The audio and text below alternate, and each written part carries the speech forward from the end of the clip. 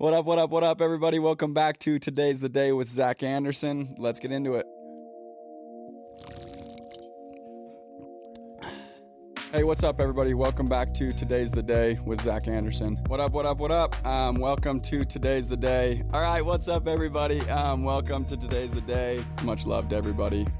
Today's the day. Sales for me. So I'm going to speak today for about 500 or 600 summer sales kids, right? Yep. Call them kids, man. I guess I'm getting old enough to call them kids, but to me, it's the number one skill to learn. Because someone's like, well, I don't want to do summer sales forever. That's fine.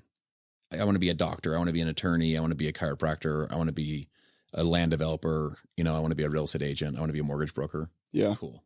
The number one skill you should learn is freaking learn how to sell. Yeah. Learn how to communicate, learn interpersonal skills, learn how to ask questions, learn how to listen, learn how to engage with people, learn how to have empathetic listening. Like number one skill you should learn is learn how to sell. Yep. And regardless of what you want to go do, you say, I just want to be a stay-at-home mom, stay-at-home dad, learn how to work with people. Everything's a sale. Everything's a sale. That was a huge skill set development for me. Like if I would have gone and gotten like $1 per hour job at Subway. Yeah. That's great, but I wouldn't have learned that foundation, that foundational skill set of like learning how to actually work with people, Totally. So I did that. And how long did you do that for? For the next basically 4 years. But what happened is I did it for about 4 years. I started 4 or 5 years. I started my business at age 25. And at first my business wasn't big enough. It wasn't strong enough or cash flowing enough to be able to walk away from my job. Yeah. Which is most people go and start businesses. That's exactly how they do it. I was moonlighting the business. Exactly. And so, but I got to a point where I finally left the sales job, and the sales job was like, how it is, dude. If you learn how to sell and you get really good at it and you put in the hours, you can make dollars selling. Absolutely. Selling anything. Yeah.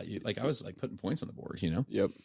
And went into that business. My thought was I'll take, 1 or 2 steps back in my income now to like take 2 or 3 or 5 steps forward in the business. Yep. So I'm like, right as I transitioned from like part-time to full-time, I was grinding the company we were distributing their products for is nutritional products. The company itself went out of business. It was just like this really awkward time. So like I was below zero financially, back on credit cards, back on taxes. I'd kind of burned through the savings I'd built in my sales career. I was just like, gosh dang. And so I ended up starting another business. I now had 2 little babies. My wife was pregnant with our third, and we had 6 pregnancies and 4 kids. So we had a stillborn birth, and then we had a miscarriage, and she would get just super, super, super, super sick with each pregnancy. Yeah. So it's like from like day 1 to day delivery. Yeah. She was like throwing up 12 times a day. We had to go do IV. So it was just a grind. And she had 4 for 4 C-sections. So it was just that whole thing was just kind of what a trooper, dude. The fact that you have 4 kids is amazing. She's unbelievable. What's your wife's name? Her name is Missy. Shout out Missy. Yeah. That's amazing. No, she's the real star of the show in our family for sure. She's really unbelievable. She's super strong. That's amazing. Super, just massively loyal, and she believed in me more than I believed in me a lot of those years. She's like, yo, you got this, you make it happen. So we're below zero financially, moving into the loft above my wife's parents' garage. So my 2 kids are sleeping in the closet. I start another business. I go get my old Bible sales job video back and go get another sales job. So I do the one sales job all week, do the Bible thing in the weekend. And then any other time I was like trying to build a new business. I'm just like, what am I doing with my life? Oh my gosh. That was, there's a lot of times I wondered if I was crazy, like if I was chasing a fake dream, like, is this ever going to really happen? And by the way, it's interesting. You kind of started this whole discussion when you're like, sometimes we look at like their after picture and we're like, well, dude, of course they're successful. Yeah. It's them. Yep. And you just don't see the journey. You don't see the grind. Exactly. Thank you guys for tuning in. This episode is brought to you by Alchemy Sales Coaching. And not to mention what I'm going to go and talk a little bit about very quickly, the Alchemy Summit that is coming up in October, beginning of October. I wanted to extend an offer that was brought to me by Doug to give to any listeners of the podcast, anybody in the space, which I'll touch on a little bit, but it's to attend the Alchemy Sales Summit. It's one of the coolest experiences I have had in a very long time. I attended last year, and you go and it's this incredible off-site glamping experience where there's a pool and ice baths and yoga classes all day long, breathwork classes all day long, and then breakouts with different instructors. A very big portion of the focus of this one's going to be focused on relationship coaching. So it's gonna be a very, very good time. I'm going to be attending. A lot of the people you guys have seen on the podcast will be attending. It's going to be an absolute blast. So for those of you guys that are looking to go and be with a group of very like-minded people for 4 days, be off the grid, digital detox, eating amazing food, having an incredible experience, and learning some really, really cool things to go and implement in your life, make sure you go and check the links that we're going to go and post for the Alchemy Sales Summit. Any of the Today's the Day listeners are going to go and get a $700 pricing decrease. So you're going to go and get a discount as if you were an Alchemy member. So make sure you guys go and check it out. It's one of the coolest experiences. I absolutely love it. And if you're looking for a group of people to go and push you forward in whatever space you may be in, it's definitely something you're going to want to check out. So I couldn't recommend it more. And as always, much love. Enjoy the episode. What was that first interaction with TP at Boss? I'm wearing my company swag. Mm-hmm. And of course he's wearing his company swag, and he's got a really sweet flat brim hat on.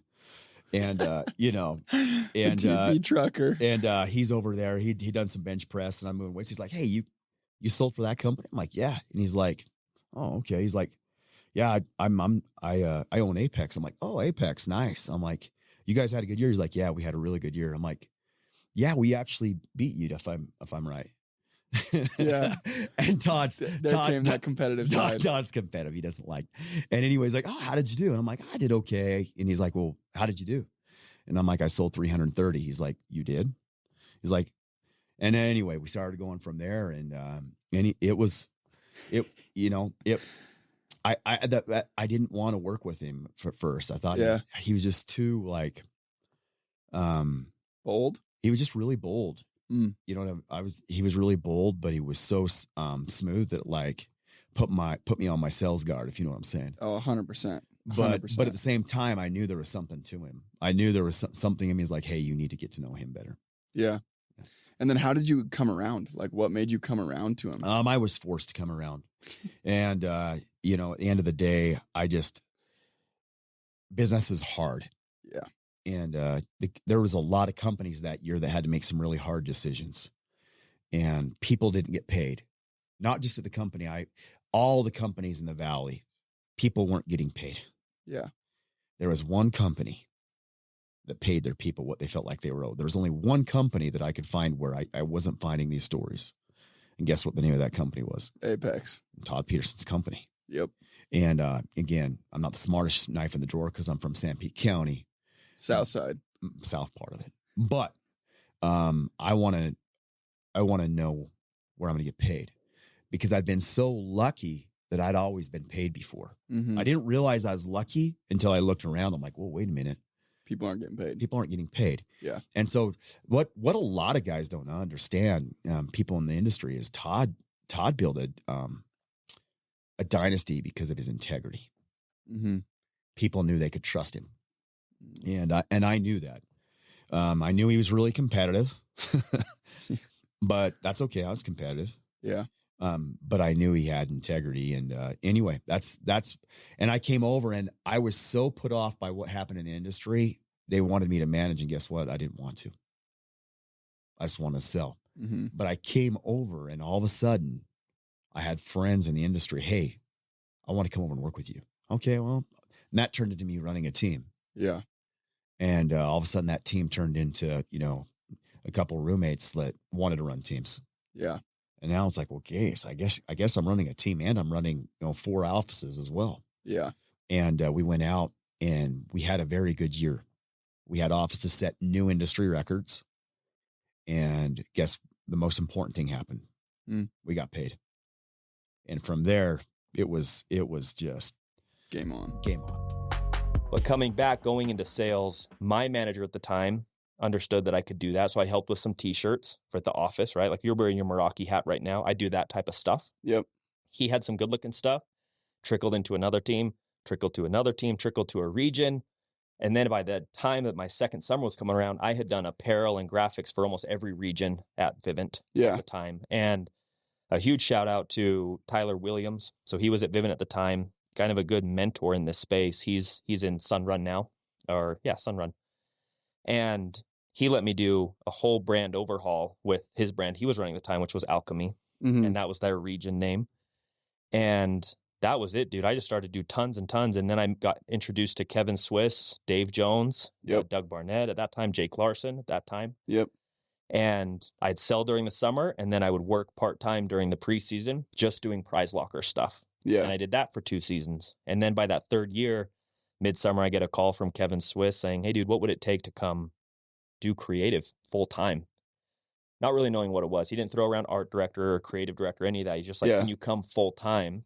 And I'm like, oh, well, what can we, like, what's pay look like? What's it look like? We talked back and forth for a few months, honestly, a couple months. And I'm like, oh, I want to go do this. And the pay is like $50,000 a year, right? Like I said, art doesn't pay, business and sales pay. Yeah. I had just done 175 accounts that summer. And I'm like, oh, I'm going to clear like 150,000. Yeah. 50, like, just a 66% but I'm pay like, cut. but what's the passion behind it? And I kind of like this idea, and I've spoken about it on a few other podcasts about the gray area. Yeah. I like to live in this gray area where gray area is opportunity.